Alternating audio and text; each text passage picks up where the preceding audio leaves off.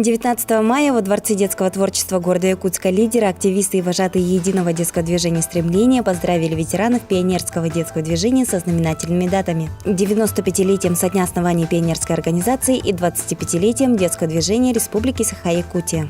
Сегодня в нашей торжественной линейке принимают участие те люди, которые заложили фундамент для развития детских общественных объединений. И, конечно, мы, молодого поколения, всегда будем помнить ваши смелые поступки и ваши дела. В этот день во Дворце детства собрались вожатые разных лет. Среди них была Татьяна Ильина, заслуженный работник образования республики. Детское движение должно быть единой. Если пионеры, это была одна детская организация, а единое детское движение может объединить под 100 различных направлений детской общественной организации. На торжественном мероприятии были спеты пионерские песни, проведены игры и флешмобы, прочитаны душевные стихотворения. Торжественный вечер завершился фуршетом и общим фотографированием.